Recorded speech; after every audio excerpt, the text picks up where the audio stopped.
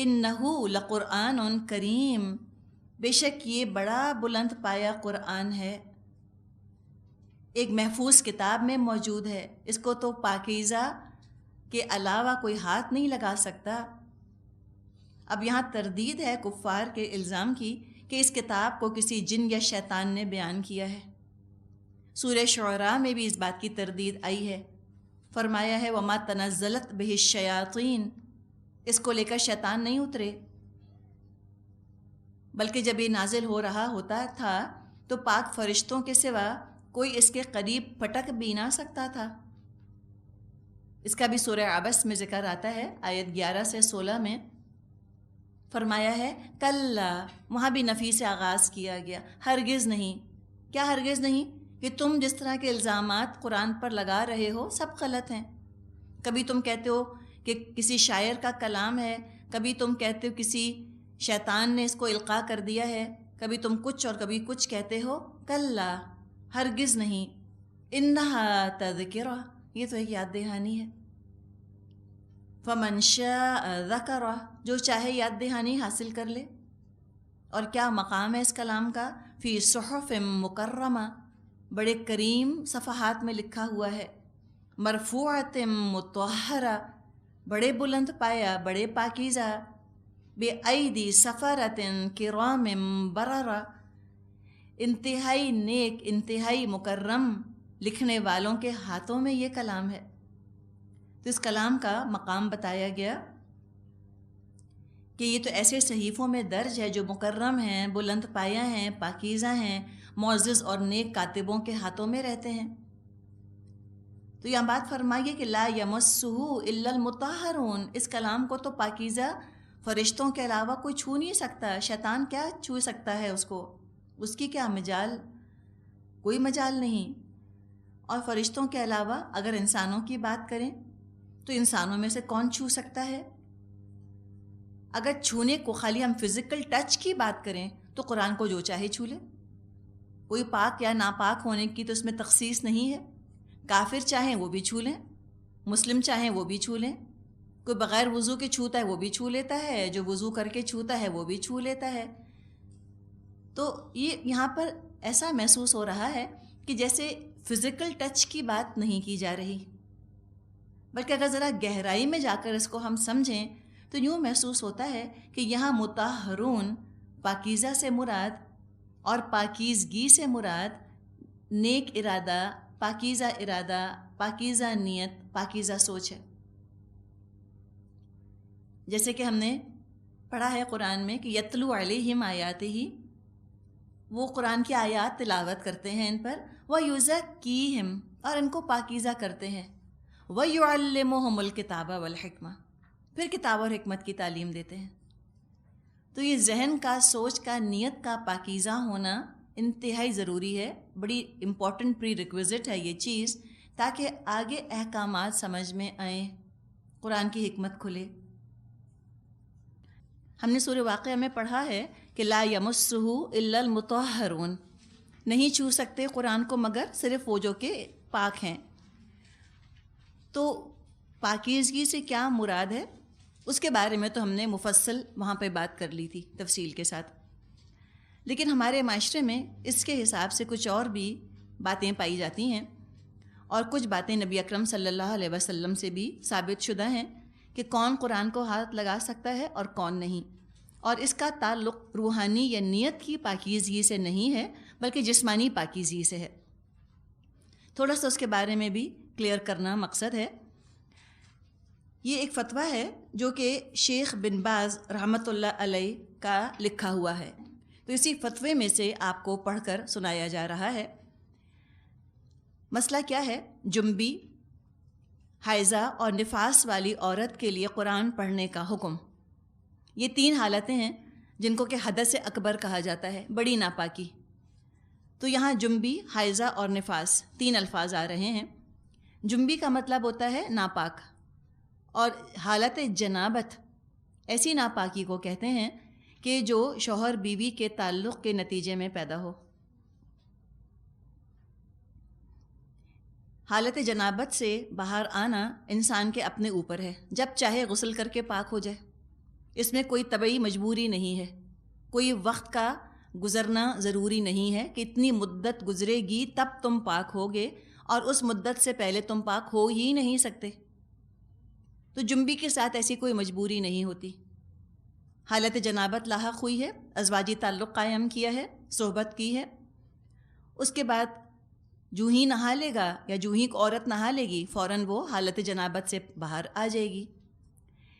حیضہ اور نفاس والی عورت کا معاملہ مختلف ہے، یہ دونوں بھی ناپاکی کی حالتیں ہیں، عورت کا حالت حیض میں ہونا یا حالت نفاس میں ہونا، یعنی بچہ پیدا ہونے کے بعد جو عورت کا خون جاری ہوتا ہے اس کو نفاس کہا جاتا ہے۔ اس کی مدت 10 دن 20 دن سے لے کر 40 دن تک ہو سکتی ہے، اور حیض وہ خون ہے جو کہ عورت کو ہر مہینے جاری ہوتا ہے، اس کی مدت بھی 3 دن سے لے کے، اور فقہا نے 10 دن تک کی اس کی حد رکھی ہے حیض کی۔ یہ ناپاکی کی حالت ہوتی ہے، اس میں وقت کی قید ہے، ایک مخصوص وقت سے پہلے، ایک خاص وقت کے گزرنے سے پہلے عورت پاک ہو نہیں سکتی، اور یہ دونوں کیفیات مردوں کو لاحق نہیں ہوتی۔ مرد کو جو حدث اکبر ہوتا ہے وہ صرف جنابت کی وجہ سے ہوتا ہے، ٹھیک ہے، کوئی ڈسچارج ہوا، کوئی ویٹ ڈریم ہوا، یا بیوی کے ساتھ اس نے تعلق قائم کیا، تو جنسی تعلق کے نتیجے میں مرد جنبی ہوتا ہے۔ تو مردوں کو جو ناپاکی لاحق ہوتی ہے وہ جنابت کی ناپاکی ہوتی ہے، عورت کو اس کے علاوہ 2 اور کیفیات سے سابقہ پڑتا ہے۔ ان دونوں میں عورت مجبور ہوتی ہے، اپنی مرضی سے وہ نہا کر حالت ناپاکی سے باہر نہیں آ سکتی۔ یہ حالت جنابت کی طرح نہیں ہے حیض یا نفاس، اس میں ایک مخصوص مدت کا گزرنا ضروری ہوتا ہے۔ تو لہٰذا اس کے بارے میں بن باز سے کسی نے سوال پوچھا، سوال یہ ہے، کسی خاتون نے پوچھا ہے، وہ کہتی ہیں ہم گرلز کالج کی طالبات ہیں، ہم گرلز کالج کی طالبات کے لیے قرآن کریم کا ایک پارہ حفظ کرنا ضروری ہے، کبھی کبھی امتحان کا وقت ماہواری کے دنوں میں آ جاتا ہے، یعنی پیریڈز کے دنوں میں آ جاتا ہے، تو کیا یہ جائز ہے کہ قرآن کی سورت کاغذ پر لکھ کر یاد کی جائے؟ یا یہ دیکھیے کہ ان کو اب ایگزام میں وہ لکھنا تو ہے، ایگزام تو پوسٹ پون نہیں ہوگا کسی کی پیریڈز کی وجہ سے۔ اب اگر کوئی لڑکی ہے، اسلامیت کا پیپر اس کو دینا ہے، تو امتحان کی تیاری بھی اس کو کرنی ہے، اس کو یاد بھی کرنا ہے، اور جب پیپر آئے گا تو اس کو لکھنا بھی ہے، قرآن کی آیات بھی آتی ہیں۔ اور جو مدرسوں میں صرف قرآن کا ہی علم حاصل کر رہی ہوتی ہیں، یعنی صرف اسلامیات کا پیپر نہیں دے رہی ہوتی، ان کے ساتھ تو یہ اور بھی مجبوری ہے، وہ تو سارے مضمون ہی ان کے قرآن اور حدیث کے ساتھ ریلیٹڈ ہوتے ہیں۔ تو اس میں پوچھا ہے انہوں نے کہ ہمارے لیے اس میں کیا فتویٰ ہے، ہمارے لیے کیا مشورہ ہے، آپ کا کیا حکم ہے ہمارے لیے؟ تو یہ بن باز نے جواب دیا ہے، علماء کرام کا صحیح قول یہ ہے کہ حیض اور نفاس والی عورت کے لیے بغیر مصحف چھوئے قرآن پڑھنا جائز ہے۔ مصحف کو یعنی کہ کتاب کو، قرآن کو ہاتھ نہ لگائے، بغیر چھوئے اس کو پڑھ لے، دیکھ کر پڑھ لے، جائز ہے۔ اس کے لیے عدم جواز کی کوئی دلیل ثابت نہیں۔ دونوں قسم کی عورتیں کسی پاک کپڑے کے ذریعے قرآن کو پکڑ کر پڑھ سکتی ہیں، اسی طرح کاغذ پر لکھ کر ضرورت کے وقت اس کی مدد سے پڑھا جا سکتا ہے۔ البتہ جنبی قرآن نہیں پڑھے گا۔ اب آپ کو کلیئر ہے نا، جنبی کو سمجھ گئی آپ؟ البتہ جنبی قرآن نہیں پڑھے گا یہاں تک کہ غسل کر لے، اس لیے کہ صحیح حدیث عدم جواز پر دلالت کرتی ہے۔ حائضہ اور نفاس والی عورتوں کو جنبی پر قیاس نہیں کیا جا سکتا، اس لیے کہ ان کی مدت طویل ہوتی ہے، لیکن جنبی تو جنابت کے سبب سے فارغ ہوتے ہی فوراً غسل کر سکتا ہے۔ اب ایک اور سوال پوچھا گیا کہ کیا حائضہ عورت عرفہ کے دن دعاؤں کی کتاب پڑھ سکتی ہے جبکہ اس میں قرآن کریم کی آیات بھی ہوتی ہیں؟ تو جواب انہوں نے دیا ہے، حیض اور نفاس والی عورت مناسک حج سے متعلق لکھی گئی کتابوں میں موجود دعائیں پڑھ سکتی ہے، بلکہ صحیح قول کے مطابق قرآن بھی پڑھ سکتی ہے، اس لیے کہ کوئی ایسا صحیح اور صریح نص موجود نہیں، نص اس کو کہتے ہیں پروف، ثبوت، جو حیض اور نفاس والی عورت کو قرآن پڑھنے سے روک رہا ہو۔ صرف جنبی کے بارے میں علی رضی اللہ عنہ کی روایت آتی ہے کہ حالت جنابت میں قرآن نہ پڑھے۔ حیض اور نفاس والی عورت کے بارے میں ابن عمر کی روایت آتی ہے کہ حائضہ اور جنبی قرآن کا کوئی بھی حصہ نہ پڑھے، لیکن یہ ضعیف حدیث ہے، کیونکہ اسے اسماعیل بن عیاش نے حجازی راویوں سے روایت کیا ہے، اور جب وہ حجازی راویوں سے روایت کرتے ہیں تو محدثین کے نزدیک ضعیف ہوتے ہیں، لیکن وہ قرآن کو بغیر چھوئے زبانی پڑھے گی۔ البتہ جنبی جب تک غسل نہ کر لے اس کے لیے قرآن پڑھنا اس کی اجازت نہیں۔ تو یہ بات سمجھ میں آپ کو آ گئی؟ اسی لیے عورت حیض یا نفاس میں قرآن پڑھ سکتی ہے، اور یہاں انہوں نے احتیاطاً یہ بتایا ہے کہ کپڑے سے پکڑ کر قرآن کو ٹچ کرے۔ اس میں یہاں تک بھی اجازت دی جاتی ہے کہ جو قرآن کا ٹیکسٹ ہے، اصل عربک ٹیکسٹ، اس کو نہ ہاتھ لگایا جائے، جیسے اب یہ قرآن ہے، اب اس میں یہ ٹیکسٹ لکھا ہوا ہے، یہ قرآن ہے، یہ تو تفسیر لکھی ہے نا، تفسیر کو یہاں سے پیج کا کونا پکڑ کے یوں ٹرن کیا جا سکتا ہے، اس کی بھی اجازت دی جاتی ہے، لیکن اور احتیاط بہتر ہے کہ انسان گلفز پہن کر یا کپڑے سے اس کو ٹرن کرے، اور قرآن کو جو عربی لکھی ہے اس کو ٹچ نہ کرے حالت حیض میں یا نفاس میں۔ اور یہ جو کہ یہ حصہ تو قرآن کا نہیں ہے نا، یہ تو صفحہ ہے، پیج ہے، اس کو تو ہم قرآن نہیں کہیں گے، اس کو پکڑ کر بعض لوگ اجازت دیتے ہیں کہ یہاں سے پکڑ کر کونے سے آپ اس کو ٹرن کر لیں۔ تو جو پاکیزہ نیت لے کر آئے گا، پاکیزہ ارادہ لے کر آئے گا، قرآن اس پر کھل جائے گا۔ اپنے رب کا کلام سمجھ کر جو اس کو سنے، جو بات اس میں کہی جا رہی ہے اس کو سنے اور مانے، اور نہ صرف مانے بلکہ اپنی خوش قسمتی سمجھ کر مانے، اپنی قسمت پر ناز کرے کہ اسے اللہ کا غلام بننے کی سعادت حاصل ہو رہی ہے۔ عظیم الشان مالک الملک نے اس ذرے کو، اس حقیر پانی کے بوند کی قطرے کو اس قابل سمجھا کہ اللہ اس سے بات کرے، اس سے کلام کرے، تو مالک الملک سے، تمام کائنات کے بادشاہ سے کلام کی سعادت نصیب ہو رہی ہے۔ کتنا بڑا آنر، کتنی زبردست عزت افزائی ہے۔ تو جو بھی اس طرح سے آئے گا اس کتاب کی طرف، یقیناً وہ اس کو پالے گا، اس کا ایسنس پالے گا۔ تو قرآن کا ایسنس پانے کی دراصل بات کی جا رہی ہے۔ تنزیل من رب العالمین، یہ رب العالمین کا نازل کردہ ہے۔ رحمان و رحیم پالنے والے نے اس کلام کو تمہاری فلاح اور کامیابی اور ابدی جنت میں داخلے کا یوں سمجھو کہ فارم بنا کر نازل کیا ہے۔ اس پر توجہ دو، اس کو صحیح سے بھرو، کنسنٹریٹ کرو، اپنی زندگی کا مرکز، اپنی زندگی کا محور، پیوٹ اس کو بنا لو، اور اس قرآن کے ساتھ جو فائدہ حاصل کرنا چاہے تو وہ یہ نہ سمجھے کہ ان لمیٹڈ آفر ہے، جب تک سانس باقی ہے یہ آفر ویلڈ ہے، اور زندگی کا پتہ نہیں کل زندہ ہوں یا نہ ہوں، لہذا فوراً اس پر عمل کرو، فوراً سنو اور اطاعت کرو۔ لیکن کیا کوئی ایسا بھی ہے جو اس آفر کو قبول کرنے سے انکار کرتا ہو، جو آفر کو نہ لیتا ہو؟ جی ہاں، ایسے بھی لوگ ہیں۔ ان کے بارے میں فرمایا افبہذا الحدیث انتم مدہنون، پھر کیا اس کلام کے ساتھ تم لاپرواہی برتتے ہو؟ اب یہ کون ہے جو اس کے ساتھ لاپرواہی برت رہے ہیں؟ یہ وہ لوگ جس کو اگنور کر دیتے ہیں، ایک ریزسٹنس کھڑی کر لی ہے کہ قرآن کہیں دل میں ایبزارب نہ ہو جائے، کہیں قرآن دل میں جا کے جذب نہ ہو جائے۔ تو حیرت سے پوچھا جا رہا ہے کہ کیا اس کلام کی طرف سے تم لاپرواہی برتتے ہو؟ مدہنون افبہذا الحدیث، اس کلام کی طرف سے تم نے کیا سوچا، تم نے کیا مقام اس کا اپنے ذہن میں رکھا؟ ہر چیز کا تمہارے پاس وقت ہے اور تم کہتے ہو قرآن پڑھنے کا ٹائم نہیں، آئی ڈونٹ ہیو ٹائم۔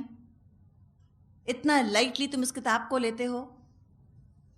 اگر تم کو انگریزی بولنی نہ آئے تو شرمندہ ہوتے ہو لوگوں کے سامنے، اور قرآن سمجھ میں نہ آئے تو کوئی شرمندگی نہیں، بلکہ بعض لوگ تو بیج آف آنر سمجھتے ہیں کہ ہم اتنے اعلیٰ تعلیمی یافتہ ہیں کہ ہمیں قرآن پڑھنے کی فرصت نہ ملی، اور قرآن کا تلفظ بھی درست نہیں، اس پر بھی شرمندگی نہیں ہوتی کہ ہم کو قرآن صحیح پڑھنا نہیں آتا، بلکہ اس کو بھی ایک طرح کا فخر کا نشان بنا لیتے ہیں کہ دیکھو ہم کتنے ماڈرن ہیں، سو کالڈ ماڈرن، کہ ہم کو تو قرآن بھی نہیں آتا ٹھیک سے، ایک لفظ کا مطلب نہیں آتا کہ کیا کہا جا رہا ہے، کیا بات کی جا رہی ہے، اس سے تم لاپرواہی برت رہے ہو۔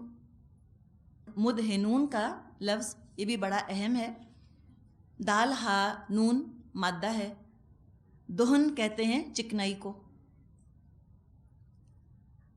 آپ نوٹ کر سکتی ہیں کہ اگر آپ کی جلد پر، آپ کی اسکن پر اگر چکنائی لگ گئی ہے تو ایک طرح کی لیئر بن جاتی ہے نا اسکن کے اوپر،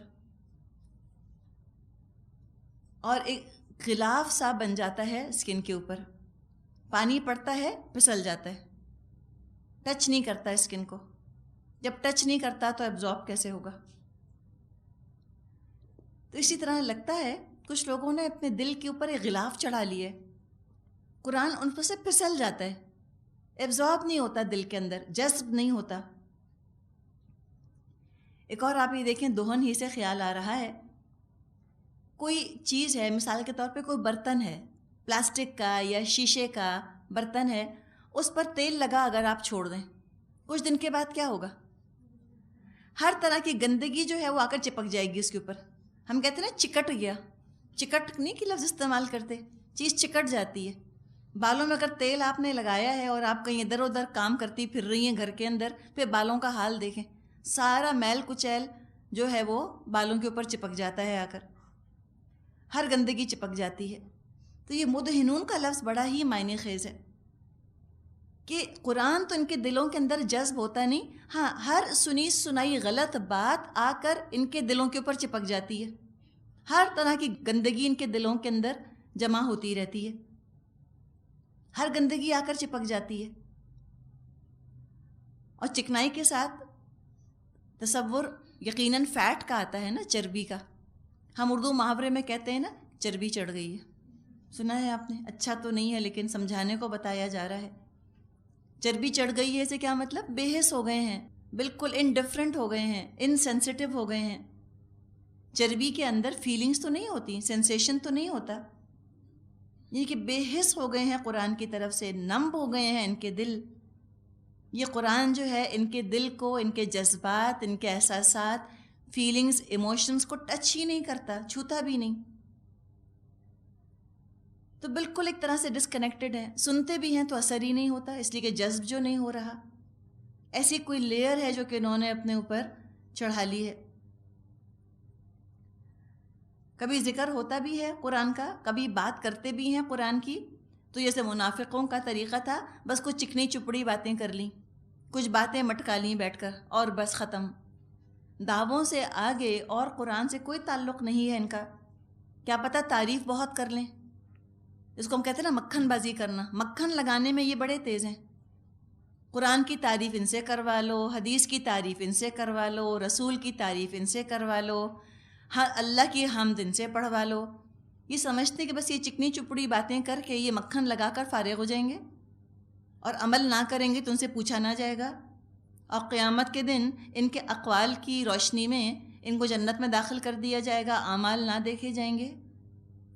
تو یہ تو وہی سوچ سکتا ہے جس کے دل پہ پردے پڑ گئے ہوں، جس کے دل کے اندر قرآن جذب ہوا ہو، وہ کبھی اس غلط فہمی کا شکار نہیں ہو سکتا کہ صرف باتیں مٹکا لینا کافی ہے، صرف باتیں بنا لینا کافی ہے۔ تو ان کا تعلق بس اتنا ہی رہ گیا ہے قرآن سے، آگے عمل میں کوئی چیز نظر نہیں آتی۔ کھانے میں، غذا میں بھی ہم دیکھتے ہیں کہ جو کیلوریز استعمال نہیں ہوتی وہ فیٹ کی شکل میں سٹور ہو جاتی ہیں نا، وزن بن جاتی ہیں، فالتو وزن۔ تو بالکل اسی طرح یہ جو علم جمع کر رہے ہیں اور اس پر عمل نہیں کرتے، تو اب یہ بس ایک بوجھ ہے جو کہ بنتا چلا جا رہا ہے۔ عمل میں تو ان کے کوئی چیز آ نہیں رہی، استعمال ہی نہیں ہو رہی ان کی ساری طاقت، تو پھر یہ اسی طرح سے ہو گئے ہیں کہ لاپرواہ ہو گئے ہیں قرآن کی طرف سے۔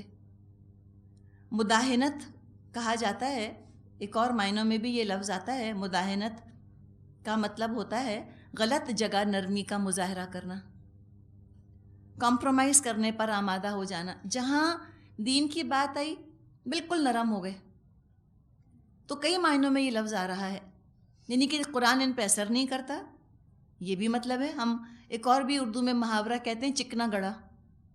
چکنا گڑا کون ہوتا ہے؟ پانی ڈالو تو پھسل جاتا ہے اس کے اوپر سے، کچھ نہیں جذب ہوتا.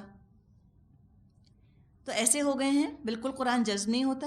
اور دوسرے یہ کہ یہ غلط جگہ پر نرمی کا مظاہرہ کرتے ہیں، کمپرومائز کر جاتے ہیں، مصالحت کر جاتے ہیں قرآن کی تعلیمات پر. اپنی طرف سے حکمت سمجھ رہے ہوتے ہیں، اپنی طرف سے عقل مندی سمجھ رہے ہوتے ہیں. مداہنت کی اسلام ہمیں اجازت نہیں دیتا. ہاں، حکمت سے آپ لوگوں کو قدم قدم لے کے تو چل سکتے ہیں دین کے راستے پر. پہلے فرائض بتائے جائیں، اس کے بعد نوافل بتائے جائیں، اور گریجولی ان کو لے کر چلا جائے. یہ تو حکمت ہے تبلیغ کی. لیکن یہ کہنا کہ یہ چیزیں دین کا حصہ ہی نہیں، یہ کیا ہو جائے گا؟ یہ مداہنت. مثال کے طور پہ آپ کہیں درس دینے جاتی ہیں تو سب سے پہلے تو آپ جو بات کریں گی وہ تو نماز پر بات کریں گی نا. اگر وہ نماز ہی نہیں پڑھتے، سب سے پہلے حکمت کیا ہے؟ آپ نماز کا بتائیں. ابھی آپ اور دوسرے ٹاپکس کو مت چھیڑیے. لیکن کیا ہوتا ہے، آپ نے درس ختم کیا، کوئی اٹھ کر مجلس میں سے پوچھ لیتا ہے کہ یہ بتائیں کہ سود حلال ہے کہ حرام. اب کیا کریں گے؟ کیا آپ یہ کہیں گے کہ پتہ نہیں، اب اس کے بارے میں تو میں زیادہ جانتی نہیں، ایسے کہیں گے؟ نہیں. آپ نے آغاز نہیں کیا سود سے بات کا نا، آپ نے آغاز کیا نماز سے. سب سے پہلے نماز کی اپنے بات کی. اگر وہ کوئی پوچھ ہی لیتا ہے آپ سے تب آپ مداہنت نہیں کر سکتی. اب آپ کو بتانا پڑے گا کہ ہاں یہ غلط ہے اور آپ کو سود چھوڑنا ہی چھوڑنا ہے. تو اس طرح پھر نرمی کا مظاہرہ نہیں کیا جا سکتا، اس طرح کمپرومائز یا ڈپلومیسی کا مظاہرہ نہیں کیا جا سکتا. آؤٹ رائٹ اگر کوئی آپ سے سوال پوچھ لیتا ہے تو آپ کو آؤٹ رائٹ اس کا جواب دے دینا چاہیے. باقی اللہ پر چھوڑ دیجئے کہ پھر آگے کیا ہوتا ہے. تو فرمایا کہ یہ وہ کلام ہے تم جس کی طرف سے لاپرواہی برتتے ہو، مداہنت کا مظاہرہ کرتے ہو، دل میں انکار پر تم اڑے ہوئے ہو، اوپر سے تم دھوکہ دینے کی کوشش کرتے ہو اللہ کو. فرمایا وَتَجْعَلُونَ رِزْقَكُمْ أَنَّكُمْ تُكَذِّبُونَ، اور اس نعمت میں اپنا حصہ تم نے یہ رکھا ہے کہ تم اسے جھٹلا رہے ہو. کتنا ریپریمانڈ ہے، بہت ریپروچنگ انداز ہے، افسوس کا انداز، ڈانٹنے والا انداز ہے کہ ایک تو لاپرواہی برتتے ہو اور اپنا نصیب تم نے یہ بنایا کہ تم اس کو جھٹلاتے ہو. جس شخص نے قرآن سے کھلے دل اور دماغ کے ساتھ کبھی انٹریکٹ ہی نہیں کیا، اس کا تو یہ رویہ ہوگا کہ اس کو جھٹلا دے. وہی یہ کام کر سکتا ہے. بجائے کہ اس کلام کی قدر کرتے اپنا نصیب یہ بنا لیا کہ اس کو جھٹلا رہے ہیں. جھٹلانے کے بھی کئی طریقے ہوتے ہیں. کفار نے تو صاف صاف کہہ دیا ہم اس کو نہیں مانتے. انہوں نے تو کہہ دیا کہ ایتی بقرآن غیری ھذا او بدلہ، تم کوئی اور قرآن لے کر آؤ یا اس میں تبدیلی کرو. بڑے بڑے مستشرقین گزرے ہیں، اورینٹلسٹس جن کو کہا جاتا ہے. اورینٹلسٹس کہا جاتا ہے ان نان مسلمس کو جنہوں نے قرآن اور حدیث کا گہرا مطالعہ کیا، ڈیپ اسٹڈی کیا ہے ان دونوں چیزوں کو، لیکن وہ مسلمان نہ ہوئے. تو انہوں نے اتنا کچھ لکھا ہے، یہ گولڈ ظہیر ہے اور ڈاکٹر اسپرنگر ہیں اور کئی آپ کو نام جو ہیں وہ مل جائیں گے. اتنا اسلام پہ لکھا، حدیثوں کے انڈیکس تیار کیے، قرآن کا ٹرانسلیشن کیا، بعضوں نے قرآن کی تفسیریں لکھیں، سب کچھ انہوں نے کیا، لیکن یہ نہ مانا کہ یہ اللہ کا کلام ہے. انہوں نے کہا کہ ایک عرب لٹریچر کے طور پہ ہم نے اس کو ٹرانسلیٹ کیا ہے اور اس پر بات کی ہے. تو یہ کیا پرابلم ہوا؟ نیت کا پرابلم ہے نا. لا یمسہ الا المطہرون، اسے کوئی چھو بھی نہیں سکتا جب تک کہ وہ انتہائی پاکیزہ نہ ہو، پاکیزہ نیت کے ساتھ نہ آیا ہو. ایک بہت ہی خوبصورت ترجمہ ہے قرآن کا، NJ داؤد ہیں جنہوں نے قرآن کا ٹرانسلیشن کیا ہے انگلش میں، اور اتنی خوبصورت اس کی انگریزی ہے، لیکن وہ خود کرسچن ہیں. پورا قرآن ٹرانسلیٹ کر دیا، خود اسلام نہ لائے. چھو نہ پائے نا قرآن کو، چھو نہیں سکے. قرآن کے الفاظ کا ترجمہ کر لیا، کیا پتہ کوئی عربی گرامر کا ماہر ہو جائے، کوئی تجوید کا ماہر ہو جائے، کوئی انتہائی خوبصورت طریقے سے قرآن پڑھنے لگ جائے، اس کا ترجمہ وہ کر لے. لیکن اگر نیت پاکیزہ نہیں ہے تو کیا ہوگا کہ اس کے ارد گرد گھومتے رہیں گے، اس کی برکت سے، اس کے فیض سے محروم رہیں گے، اس کے ایسنس کو نہیں پا سکیں گے. تو لہٰذا پہلے اس کو اللہ کا کلام ماننا، اس کے لیے دل کو کھول دینا، دل کھول کے اس کے ساتھ انٹریکٹ کرنا۔ قرآن جو ہے وہ انسان کو پڑھ لیتا ہے، یہ زندہ کتاب ہے، یہ عام کتابوں کی طرح نہیں ہے۔ قرآن کو زندہ کتاب کہا گیا، یہ اپنے پڑھنے والے کو پہلے پڑھ لیتی ہے کہ یہ مجھے کس نیت سے کھول رہا ہے، کس طرح یہ مجھے پڑھنے کی کوشش کر رہا ہے، یہ کیا چاہتا ہے مجھ سے۔ اور جو انسان قرآن سے جو چاہتا ہے قرآن اس کو وہی دے دیتا ہے۔ اللہ تعالیٰ نے فرمایا ہے نا، یضل بہ کثیرا ویہدی بہ کثیرا، اسی کے ذریعے سے اللہ بہت سوں کو گمراہ کرتا ہے اور بہت سوں کو ہدایت دے دیتا ہے۔ تو جب قرآن کھولیں پلیز سب سے پہلے ہدایت، سب سے پہلے اپنی نیت ہدایت کی کریں۔ ہدایت ملے گی تو ثواب بھی مل جائے گا انشاءاللہ تعالی۔ تو ثواب کی نیت سے قرآن نہ پڑھیے۔ آپ کہیں لو یہ نئی نرالی بات آپ بتا رہی ہیں، برکت کی نیت سے قرآن مت پڑھیے۔ آپ کہیں اچھا یہ بھی کوئی نئی بات ہم کو سننے کو مل رہی ہے۔ دیکھیں، اگر آپ 3 سیڑھیوں کو تصور میں لے کر آئیں، سٹیپ 1، سٹیپ 2، سٹیپ 3، جو شخص سٹیپ 1 پر کھڑا ہے تو باقی 2 سٹیپس سے تو محروم ہے۔ کوئی شخص اگر برکت کی نیت سے قرآن پڑھ رہا ہے تو اس کو صرف برکت مل جائے گی۔ سٹیپ 2 ہے ثواب۔ کوئی شخص ثواب کی نیت سے اگر قرآن پڑھتا ہے تو اب کیا ہوگا؟ برکت بھی ملے گی، ثواب بھی ملے گا۔ اور کوئی شخص اگر ہدایت کی نظر سے، سٹیپ 3، ہدایت کی نیت سے اگر کوئی قرآن پڑھتا ہے تو اس کو تو برکت بھی ملے گی، اس کو ثواب بھی ملے گا اور ہدایت بھی ملے گی۔ تو سٹیپ 3 بہتر نہیں ہے؟ تو کیوں نہ انسان سٹیپ 3 کا سوچے؟ تو لہٰذا جب نیت انسان اپنی کرے تو ہدایت کی نیت کرے۔ ایک دفعہ نیت ہدایت کی کر لی تو ثواب بھی ملے گا۔ تو لہٰذا کوشش یہ کرنی چاہیے کہ جب انسان قرآن کھولے ہدایت کی نیت سے، انشاءاللہ تعالی باقی ساری چیزیں اس کو مل جائیں گی۔ ہدایت ہی ہے جو دراصل نیت کو پاکیزہ کرنے والی چیز ہے۔ یہ انسان کو مطہر کر دیتی ہے، مطہر کر دیتی ہے، پاکیزہ کر دیتی ہے انسان کو۔ تو لہٰذا اگر کوئی شخص ہے جس کے دل پر دنیا کی محبت کا پردہ پڑا ہوا ہے یا انسانوں کی بے جا محبت کا پردہ پڑا ہوا ہے تو اس کا معاملہ یہ ہوگا کہ ایمان کا دعویٰ زبان سے آگے نہ بڑھ سکے گا۔ کفار نے تو زبان سے انکار کر دیا کہ ہم نہیں مانتے، جھٹلا دیا اس کلام کو۔ کچھ ماننے والے ہیں جو دعویٰ کرتے ہیں کہ ہمارا ایمان ہے قرآن پر یا اللہ کا کلام ہے، لیکن ان کا یہ دعویٰ زبان سے آگے بڑھ کر دل تک نہیں پہنچتا۔ تو کچھ مسلمان ایسے ہیں جو زبان سے تو نہیں جھٹلاتے قرآن کو، لیکن اپنے عمل سے جھٹلا دیتے ہیں۔ قرآن جو حکم دے رہا ہوتا ہے اس کو اگنور کر دیتے ہیں۔ اللہ تعالیٰ نے فرمایا ہے سورہ مائدہ آیت 44 میں، وَمَن لَّمْ يَحْكُم بِمَا أَنزَلَ اللَّهُ فَأُولَٰئِكَ هُمُ الْكَافِرُونَ، اور جو فیصلہ نہ کرے اس کے مطابق جو اللہ نے نازل فرمایا تو ایسے ہی لوگ تو کافر ہیں۔ یہی تو کفر ہے، اور کیا کفر ہے کہ قرآن کا حکم سامنے آ گیا پھر تم سوچ رہے ہو ابھی بیٹھے ہوئے، عمل نہیں کرتے۔ ترمذی میں حدیث ہے، نبی اکرم صلی اللہ علیہ وسلم نے فرمایا، ما آمن بالقرآن من استحل محارمہ، جو شخص قرآن کی حرام کردہ چیزوں کو حلال ٹھہرائے وہ قرآن پر ایمان نہیں رکھتا۔ ما آمن بالقرآن، کوئی ایمان نہیں قرآن پر اس کا، من استحل محارمہ، جو قرآن کی حرام کی ہوئی چیزوں کو اپنے لیے حلال کر لے۔ ایک اور حدیث میں نبی اکرم صلی اللہ علیہ وسلم نے فرمایا، لا یؤمن احدکم حتی یکون ہواہ تبعا لما جئت بہ، تم میں سے کوئی شخص مومن نہیں ہو سکتا جب تک اس کی خواہش نفس اس کے تابع نہ ہو جائے جو میں لے کر آیا ہوں۔